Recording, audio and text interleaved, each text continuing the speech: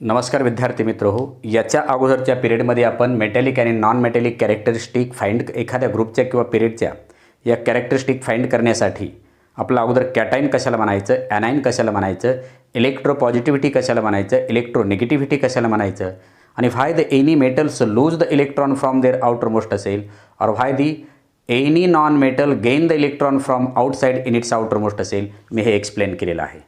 Now we'll discuss about the metallic and non-metallic characteristic of the any group element and any period element. जर आपण first we consider period wise. Third period element contains the sodium, magnesium, aluminum, silicon, phosphorus, sulfur, chlorine and argon. मग याच्यामध्ये मी सुरुवातीला सांगितले आहे की atomic size of the any period elements goes on decreasing from left to right. याची जी काय atomic size आहे ही ॲटॉमिक साईज काय होत जाते, कमी कमी कमी होत जाते. मी ही जे ॲटॉमिक साईज सांगत आहे न्यूक्लियस आणि outermost orbit, nucleus outermost orbit प्रत्येक एलिमेंटची atomic size of the any period elements goes on decreasing from left to right हे सांगितलेलं आहे मी. याच्यामुळं काय होतं की ॲटॉमिक साईज जर मोठी असेल तर याच्यामध्ये अट्रॅक्टिव्ह फोर्स लेस असेल आणि अट्रॅक्टिव्ह फोर्स लेस असेल तर हा इझिली आउटरमोस्ट ऑर्बिटमधून इलेक्ट्रॉन काय करेल, लूज करेल. याच्यामध्ये सुद्धा तसंच distance between the outermost orbit and the nucleus is more as compare to the aluminium, silicon, phosphorus, sulphur, chlorine, argon. पण सोडियमपेक्षा मात्र कमी आहे म्हणून हा सुद्धा इलेक्ट्रॉन काय करेल, लूज करेल. हा काय करेल, याच्या आउटरमोस्ट ऑर्बिटमध्ये इलेक्ट्रॉन 4 असल्यामुळे शेअरिंग करेल. हा कधी कधी पार्टनरशिपही करू शकतो, आपण हा एक्सेप्शनमध्ये ठेवूया. फॉस्फरसच्या बाबतीत outermost orbit contains the 5 electrons पण atomic size of the phosphorus is less as compare to the sodium, magnesium, aluminium and silicon. मग मोर अट्रॅक्टिव्ह फोर्स असल्यामुळे काय करेल, हा आउटरमोस्ट ऑर्बिटमधून इलेक्ट्रॉन काय करणार नाही, लूज करणार नाही. आणि लूज करत नसेल, उलट त्याच्या कॉन्टॅक्टमध्ये जर आला तर आणखी तो अट्रॅक्टिव्ह करू शकतो, कारण distance between the outermost orbit and nucleus is very very less. म्हणजे याच्यामध्ये atomic size goes on decreasing due to this reason the attractive force between the nucleus and outermost orbit is more. Due to this reason they can not lose the electron. मग मला सांगा याच्यामध्ये हा electron lose करतो, हा electron lose करतो, हा कधी कधी लूज करतो, हा शेअरिंग करतो आणि हे इलेक्ट्रॉन लूज करत नाहीत. म्हणजे मेटॅलिक कॅरेक्टरिस्टिक कशाला म्हणतो आपण, याच्यापैकी इझिली इलेक्ट्रॉन लूज कोण करेल, कारण distance between the nucleus and the outermost orbit of the sodium is large as compare to the distance between the nucleus and outermost orbit of the magnesium. म्हणजे attractive force हा between the nucleus and outermost orbit of the magnesium is greater as compared to the sodium.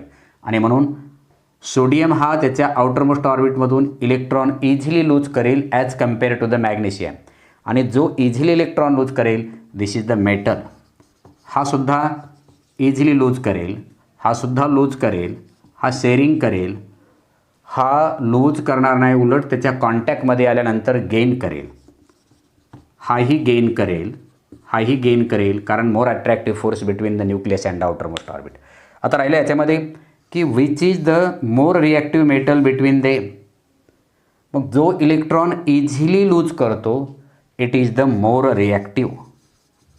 More reactive metal हा easily lose करत नाही म्हणून हा less reactive metal as compare to the sodium. Means metallic characteristic of the any period elements goes on decreasing from left to right. मग what is about the non metallic characteristic. Non metallic कॅरेक्टरिस्टिकचा विचार करत असताना आपण इथं phosphorus, sulphur आणि क्लोरीनचा विचार करूया, कारण these are the metals, this is the metalloid. मग यांचा विचार करावा लागेल. मग याच्यामध्ये याच्या आउटरमोस्ट फॉस्फरसच्या आउटरमोस्ट ऑर्बिटमध्ये 5 इलेक्ट्रॉन आहेत, त्याच्या 6 आहेत, त्याच्या 7 आहेत. But atomic size of these elements goes on decreasing from left to right ना. Therefore there is the more force of attraction between the nucleus and outermost orbit ना. मग असं असेल तर क्लोरीनच्या न्यूक्लियस आणि आउटरमोस्ट ऑर्बिटमध्ये फोर्स ऑफ अट्रॅक्शन जास्त असल्यामुळे जर समजा याच्या कॉन्टॅक्टमध्ये एक इलेक्ट्रॉन आला आणि याच्या कॉन्टॅक्टमध्ये आला, याच्या कॉन्टॅक्टमध्ये 2 इलेक्ट्रॉन यावे लागतील. याच्या कॉन्टॅक्टमध्ये 3 इलेक्ट्रॉन यावे लागतील. तर immediately distance between the nucleus and the outer most orbit less असल्यामुळे इमिजिएटली क्लोरीन काय करेल, इलेक्ट्रॉन गेन करेल ॲज कम्पेअर टू या दोघांच्या फॉस्फरस आणि सल्फरच्या तुलनेमध्ये क्विक ॲड करेल, म्हणजे सहज अट्रॅक्ट करून घेईल. कारण atomic size is less. Atomic size is nothing but the distance between the nucleus and outer most orbit. हे जर कमी असेल आणि आउटर मोस्ट ऑर्बिटच्या कॉन्टॅक्टमध्ये बाहेरून जर इलेक्ट्रॉन आला तर हा क्विक खेचून गेल या दोन्हीच्या तुलनेमध्ये. म्हणजे metallic non metallic characteristic goes on increasing from left to right in any period. काय सांगता येईल याच्यामध्ये, metallic characteristic of the any period elements goes on decreasing from left to right due to its atomic size goes on decreasing. Non metallic characteristic goes on increasing from left to right in any period. This is the information about the metallic and non-metallic characteristic about the period wise. Then we discuss about the group wise. आपण group wise विचार करूया. याच्यामध्ये एक metallic group घेऊया आणि एक non मेटॅलिकचा group घेऊया. The first group elements are known as the alkali metals which contains the hydrogen except the hydrogen घ्या, hydrogen, lithium, beryllium, hydrogen, lithium, then sodium, potassium, rubidium, cesium and francium. याचं electronic configuration of the hydrogen is 1, then 2 1, then 2 8 1, then 2 8 18 1, एक minute, 1 3, then 11, then 18, याच्या outermost ऑर्बिटमध्ये 8 घ्या, then 37, then 55 and then 87. Electronic configuration of the rubidium is 2 8 18 8 and 1, then 2 8 18 18 8 and 1, and then 2 8 18 32 18 8 and 1. हे झालं electronic configuration.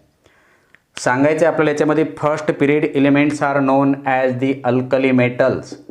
मग ही सगळे alkali metal आहेत आणि आपल्याला तर यांची मेटॅलिक कॅरेक्टरिस्टिक अभ्यासायचे. All these are the metals. फक्त हे डिटरमाइन करायचं आहे की which is the more reactive metal between them. लिथियमचे जर आपण ॲटॉमिक स्ट्रक्चर जर पाहिलं, atomic size of the any group elements goes on increasing from top to bottom. Top to bottom करपर्यंत जर आपण गेलो तर atomic size goes on increasing होते. इन्क्रीजिंग होण्याचं कारण काय आहे, when we consider the atomic size of the any group elements at this time only you can consider the number of shells goes on increasing from top to bottom.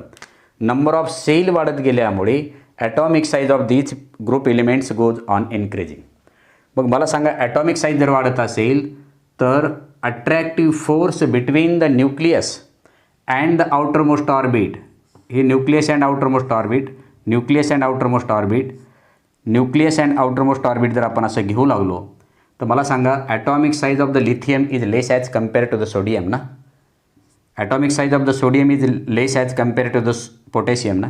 म्हणून atomic size of the any group element goes on increasing. Due to this reason attractive force between the nucleus and valence electrons goes on decreasing. मग जर decreasing असेल तर याच्यामध्ये सहजासहजी electron कोण सोडून देईल. की समजा मी इथं लिथियमचा विचार करतो, ही लिथियमची ॲटॉमिक साईज आहे. इथं परत पोटॅशियमचा विचार करतो, हे ॲटॉमिक साईज आहे. आणि फ्रान्शियमचा विचार करतो, हे ॲटॉमिक साईज आहे. आउटर मोस्ट ऑर्बिटमध्ये आणि न्यूक्लियसमध्ये प्रत्येकाच्या अट्रॅक्टिव्ह फोर्स कोणामध्ये जास्त असेल, distance goes on increasing, attractive force goes on decreasing. असं जर असेल तर याच्यामध्ये मोर अट्रॅक्टिव्ह फोर्स असेल लिथियममध्ये as compare to the potassium and francium. More attractive force between the nucleus and the outer most orbit of the potassium as compare to the francium. कारण याच्यामध्ये atomic size पोटॅशियमची फ्रान्शियमपेक्षा कमी आहे. मग attraction जर जास्त असेल तर हा इलेक्ट्रॉन याच्या तुलनेमध्ये सहजासहजी सोडणार नाही आहे. म्हणजे लिथियम हा इलेक्ट्रॉन सहजासहजी लूज करणार नाही as compare to the potassium.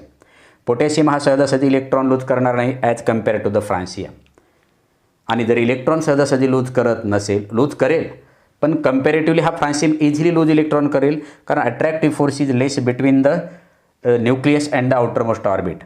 मग जो इलेक्ट्रॉन इझिली लूज करतो तो असतो more reactive metal. More reactive metal. मग याच्यामध्ये इलेक्ट्रॉन इझिली कोण लूज करेल as between the first group elements. Easily electron lose करेल francium because distance between the nucleus and outer most orbit is more as compare to the atom of the other elements. कारण याच्यामध्ये लेस attractive force असल्यामुळे easily outer most ऑर्बिटमधून तो valence electron lose करेल. या comparatively तुलनेमध्ये आपण जर विचार केला एलिमेंटच्या तर फ्रान्सियम सगळ्यामध्ये इझिली इलेक्ट्रॉन लूज करेल. आणि जो इझिली इलेक्ट्रॉन लूज करेल it is nothing but the more reactive. That means in any group element the metallic reactivity किंवा reactivity of the metal goes on increasing from top to bottom due to increasing the atomic size. म्हणजे फ्रान्सियम is the more reactive element as compared to the lithium, sodium, potassium, rubidium and cesium. म्हणजे metallic characteristic of the any group elements goes on increasing from top to bottom. म्हणजे first पिरियडमध्ये आपल्या फर्स्ट ग्रुपमध्ये francium is the more reactive metal म्हणता येईल. मग what is about the non metal. एक आणखी नॉन मेटलचा एक ग्रुप घेऊया आपण. 17 period elements are known as the halogen group element. It contains the fluorine, then chlorine, bromine, iodine and astatine. आपण ॲस्टेटाईनचा जनरली विचार करत नाहीत. मग atomic number of the fluorine is 9, then 17, then 35 and then याच्यामध्ये add करा 8 add करा. याच्यामध्येही 8 add करा 35 आणि हे 53 आणि याच्यामध्ये पुन्हा 32 ॲड करा. It will get 85. Electronic configuration परत this is the 27, then 287, then 28 18 7, then 28 18 8 7, then 2 8 18 32, then 18 and 7. हे असं इलेक्ट्रॉनिक कॉन्फिगरेशन आपल्याला येतं. इथं गडबड झाली का पहा. 2 8 इथं लिहा 18,7 याप्रमाणे असेल.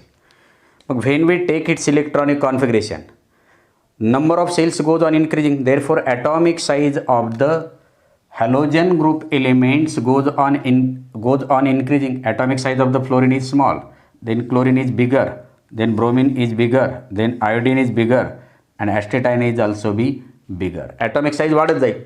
मग atomic size जर वाढत असेल तर distance between the nucleus and outer most orbit जे काय आहे ते सुद्धा इन्क्रीज होत जाईल. आणि इन्क्रीज जर झालं तर याच्यामध्ये अट्रॅक्टिव्ह फोर्स जो काय आहे तो attractive force between the nucleus and the outer most shell goes on decreasing from top to bottom. कारण डिस्टन्स वाढल्यामुळे अट्रॅक्टिव्ह फोर्स काय होत जाईल कमी होत जाईल. आणि अट्रॅक्टिव्ह फोर्स कमी झाल्यामुळे याच्या कॉन्टॅक्टमध्ये जर एखादा इलेक्ट्रॉन आला फ्लोरीनच्या कॉन्टॅक्टमध्ये, क्लोरीनच्या कॉन्टॅक्टमध्ये, ब्रोमिनच्या कॉन्टॅक्टमध्ये आणि आयोडीनच्या कॉन्टॅक्टमध्ये आपण सांगितलेले atoms of the non metal have a tendency to form the cation by accepting the electron in their outer most orbit from outside. मग हा प्रत्येकामध्ये हे तर नॉन मेटल माहीत आहेत आपल्याला. नॉन मेटल माहीत आहेत. मग प्रत्येक इलेक्ट्रॉन सहजासहजी कोण इलेक्ट्रॉन घेईल ज्याच्यामध्ये मोर अट्रॅक्टिव्ह फोर्स असेल तो सहजासहजी घेईल. कारण इथं डिस्टन्स गोज ऑन इन्क्रीजिंग झालेले म्हणजे डिस्टन्स जेवढं कमी असेल तेवढा मोर अट्रॅक्टिव्ह फोर्स. मग इझिली फ्लोरीन 1 इलेक्ट्रॉन गेन करेल. त्याच्या तुलनेमध्ये क्लोरीन मात्र कमी फोर्सने अप्लाय करेल. इथं ब्रोमिन कमी फोर्स अप्लाय करेल, आयोडीन कमी करेल, ॲस्टेटाईन कमी करेल. म्हणजे सहजासहजी बाहेरून इलेक्ट्रॉन कोण फास्टली घेईल तर याच्यामध्ये फ्लोरीन. मग जर फ्लोरीन घेत असेल सहज जर अट्रॅक्ट करून घेत असेल तर इट इज मोर रिॲक्टिव्ह. म्हणून fluorine is the more reactive non-metal as compared to the other element in its group. याच्यामध्ये फ्लोरीनचं जे काय ॲटॉमिक साईज आहे ते कमी असल्यामुळे बाहेरून घेणारा जो काही इलेक्ट्रॉन आहे कारण attractive force between the nucleus and outer most orbit less असल्यामुळे सहज तो काय करेल ॲक्सेप्ट करून घेईल. म्हणून फ्लोरीनच्या न्यूक्लियसची जे काही खेचून घेण्याची क्षमता इतराच्या तुलनेमध्ये ती जास्त असल्यामुळे fluorine is a more reactive non metal, म्हणजे reactivity of non metals goes on decreasing from top to bottom. पण याच्यामध्ये मात्र काय सांगितलेलं आहे आपण की इलेक्ट्रॉन सहजासहजी लूज कोण करेल, मेटॅलिकमध्ये फ्रान्सियम, म्हणजे metallic characteristic of the any group elements goes on increasing from top to बॉटमकडे वाढत जाईल.